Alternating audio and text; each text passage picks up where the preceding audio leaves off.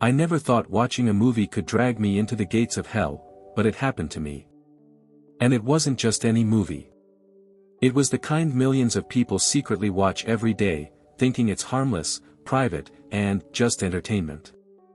I used to believe the same lie, until one night, my heart stopped beating, my spirit left my body, and I found myself falling into a place I never believed I would go.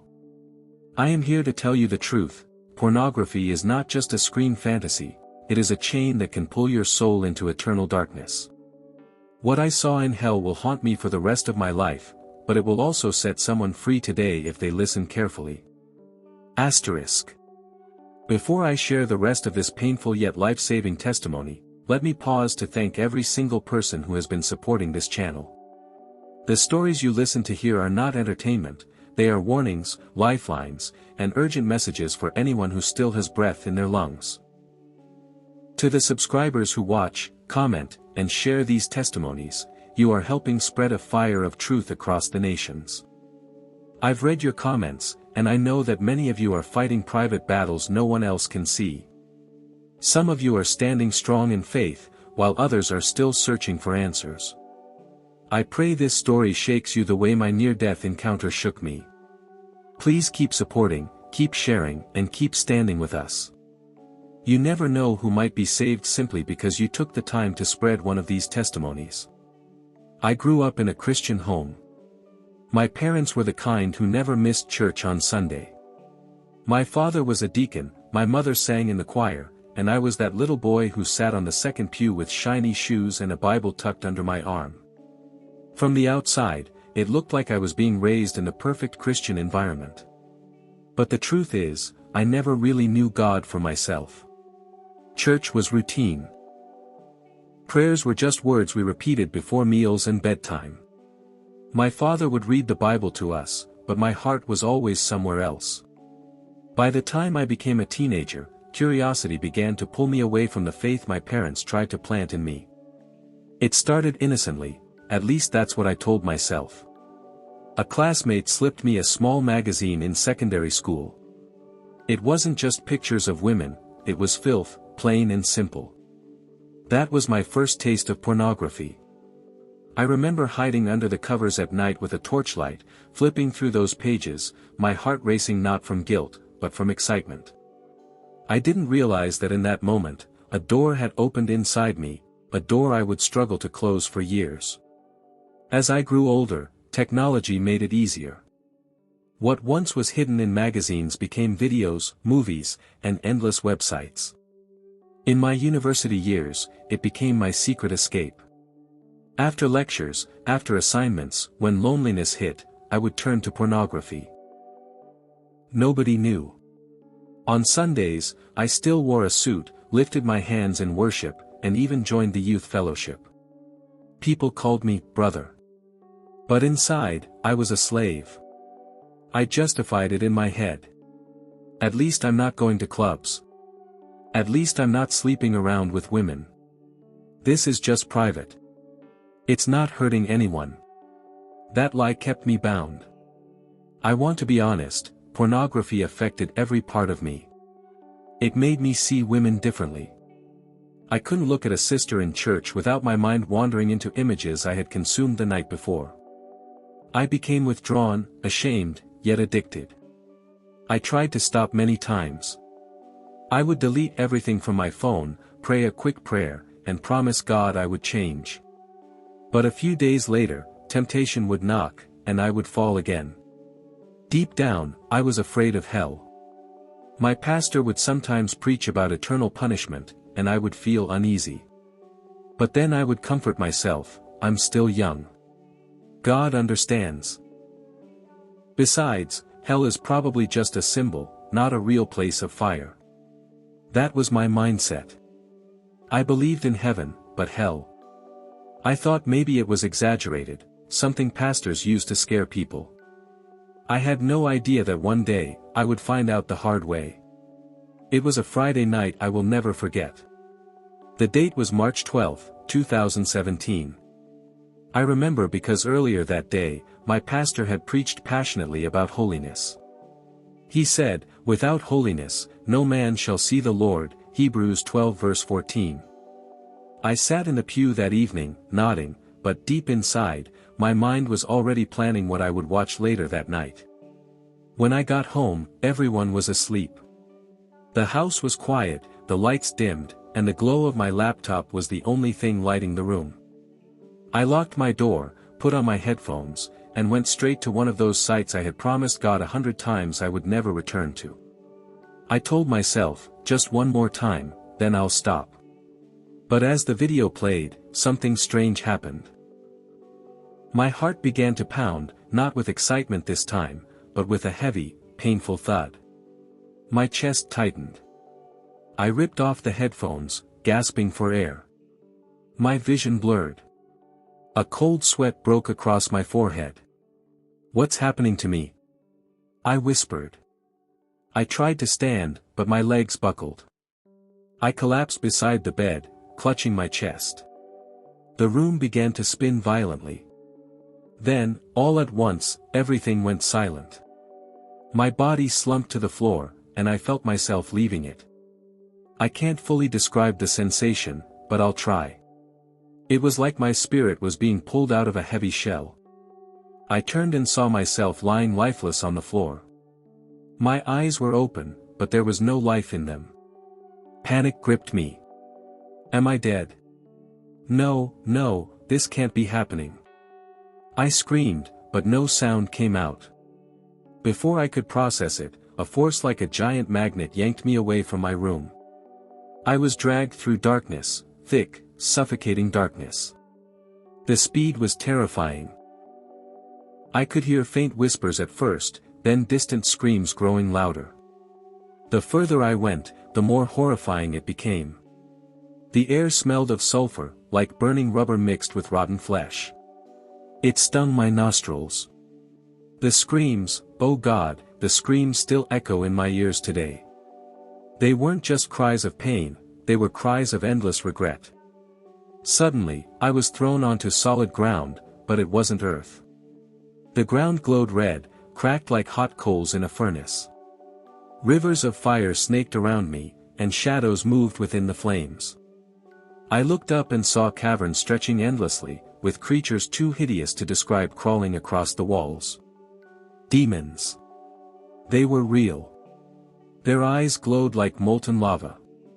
Their forms shifted between grotesque beasts and skeletal figures. One of them snarled at me, its voice like metal grinding on metal. "This one is ours. He fed on our poison. He belongs here." Terror like I had never known consumed me. I tried to run, but the ground itself pulled me back, like quicksand made of fire. I felt heat sear through my legs, though my spirit had no flesh. The pain was beyond physical, it was torment that gripped my very soul. I cried out, "God, please. Forgive me. Please don't let me die like this." But my own words seemed to mock me, bouncing back with no answer. The demons laughed. One pointed at me and hissed, "Did you not think hell was real? You thought this was a joke, a story pastors made up. Welcome to your truth." My heart broke. Regret crashed over me like waves. I remembered every sermon, every altar call I ignored, every promise I made to God and broke. I thought of my parents, praying for me every night. And I realized, I had traded eternity for a few minutes of forbidden pleasure on a glowing screen. And now, I was paying the price. The moment I realized I was in hell, I thought the terror had peaked. But what came next was worse than anything I could have ever imagined. The ground beneath me split open, and I was dragged further down into what looked like endless pits layered one after the other. Each pit revealed a new level of torment. The cries of suffering grew louder, and every scream pierced me like daggers. It was not just noise, it carried despair, the kind that had no end. A hand, bony and sharp like rusted iron, grabbed my arm and yanked me toward a pit glowing with fire. I resisted, but the strength of that creature was beyond human. As it dragged me, I noticed the pit was filled with countless souls. Men and women of all ages were writhing in flames, their skin melting, reforming, and melting again in a cycle of unending agony. Some were clawing at the walls, trying to climb out, but unseen forces yanked them back down. One man's eyes met mine. His face was charred, his lips cracked from the heat, but he managed to cry out. "Please, tell my family. Tell them not to come here. Tell them to repent." I froze. His desperation was overwhelming. And then I realized, he was a man I once knew. We had sat together in church, exchanged greetings, even laughed. He had died years earlier in an accident. I remembered hearing people say at his funeral, "He's in a better place." But now, here he was, screaming in torment. I stumbled back, horrified, but the demon tightened its grip. "This is where you belong," it sneered. Its breath reeked of decay and sulfur. "You chose this. Every click, every lustful thought, every secret sin, you chained yourself to us." I shook my head violently. No. No, I didn't know. I didn't mean. The demon interrupted with a roar that shook the cavern. "You knew. You heard the warnings. But you loved the darkness more than the light." Then it shoved me toward the pit. As I hung over the flames, I felt heat scorch through my very being. The souls below reached up, clawing, begging, but not for help, for me to join them, as if misery longed for company. I saw another section of the pit, filled with people chained together. Their mouths were forced open by grotesque metal hooks, and fire poured into them like molten lava. The demons mocked, "You fed on corruption, now corruption feeds on you." The stench of burning flesh was unbearable. My ears rang with screams. My soul shook under the weight of hopelessness. It was not just the pain, it was the realization that here, there was no time. No end. No second chance. In the distance, I noticed other pits, each seemingly designed for specific sins. One pit was full of people whose eyes were gouged out, yet they kept clawing as if searching for something unseen. A demon whispered to me, "These are those who lusted with their eyes. They devoured filth and never repented." My knees buckled. I realized, this was supposed to be my place. This was where my addiction to pornography would have dragged me forever. I screamed with everything inside me, "Jesus! Please save me!" My voice cracked, but in the chaos, I sensed for the first time a stillness, a silence that seemed to cut through the screams. The demon growled in anger and tightened its grip, trying to hurl me into the flames. But then, something changed. From above the darkness, a faint light broke through. At first, it was like a flicker, but it grew brighter and brighter until it shone like the sun itself. The demons shrieked and covered their faces, retreating in fear. The souls in the pit cried louder, reaching toward the light, but they could not touch it. The light drew near me, wrapping around me like a shield. I felt warmth, not the burning torment of hellfire, but a holy presence that gave me hope. A voice spoke, not thunderous, yet it carried power that shook the entire pit. "This is not your time. Go back. Tell them what you have seen. Warn them that what they call pleasure is a chain that leads to death. Tell them I am coming soon." Tears streamed down my face. I didn't want to leave that light. But before I could respond, the force of it pushed me upward, away from the pit, away from the screams, away from the stench. I rose through the layers of darkness, faster than I had been dragged down, until, suddenly, I felt my body again. As the light wrapped around me, I felt something I had never known before, perfect love mixed with holy fear. It was not the weak kind of love I once sang about in church, not the shallow emotions I felt when I cried during a worship song. This love was alive.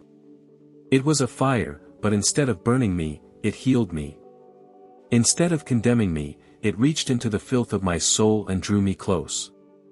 I could not see a face, but I knew beyond all doubt who it was. It was Jesus. His presence was unmistakable. His voice thundered yet whispered all at once, and it pierced through every lie I had ever believed. He said to me, "I warned you. I showed you the truth many times. Every sermon you ignored, every conviction you buried, every moment you thought no one was watching, I was there. Sin has wages, and the wages of sin is death." I trembled.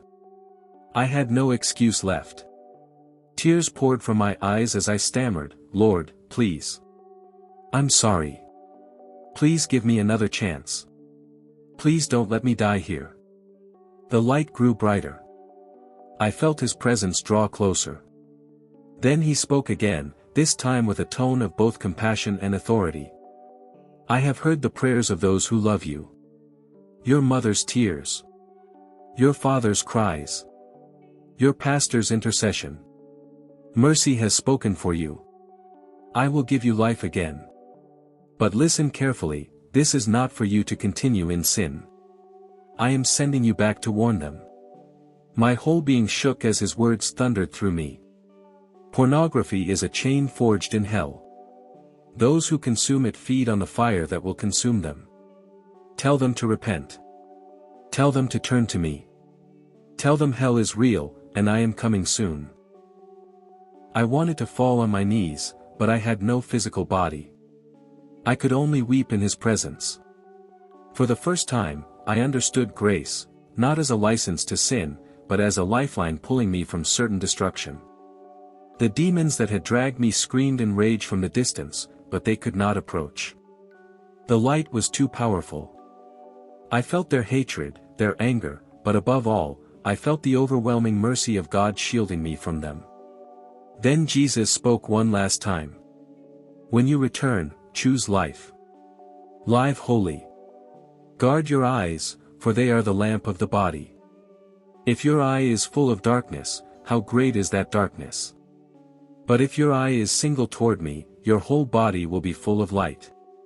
Matthew 6 verses 22 to 23. With those words, the light surrounded me completely, and I felt myself being pulled upward, through layers of darkness, through the tunnel I had been dragged down. The screams faded. The stench disappeared. The heat gave way to a cool, peaceful wind. Suddenly, with a violent gasp, I opened my eyes. I was back in my room.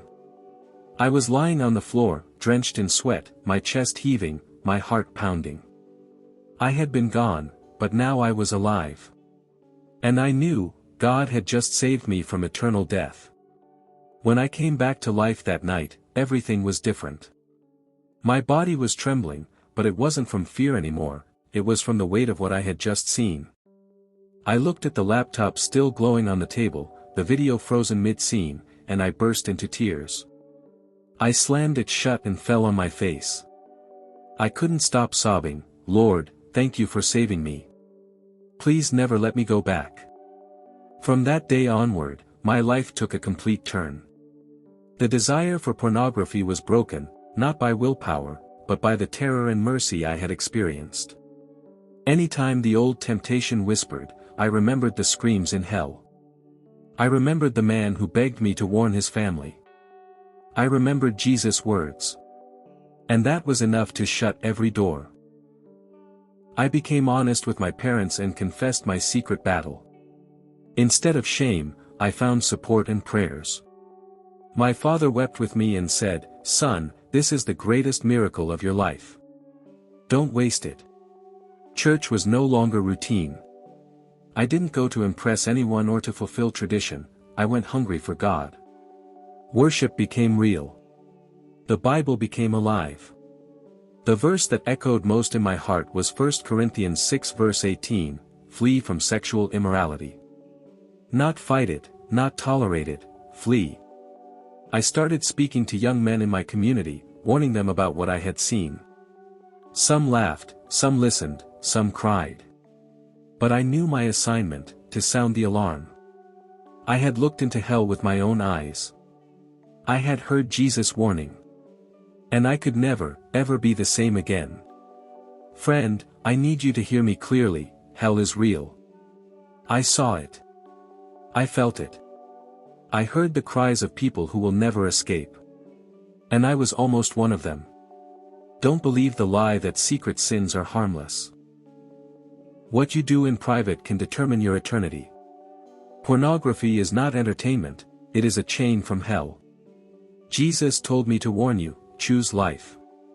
Please, repent while there's still breath in your lungs. Turn away from sin and cling to Christ. Eternity is closer than you think. I've shared my story because I don't want anyone else to learn the truth the hard way like I did. Now I want to hear from you. Do you believe hell is real? Have you ever struggled with secret sins that no one else knows about? Share your thoughts in the comments below, I will be reading them, and so will others who might need encouragement. If this testimony touched you, please share it with someone you love.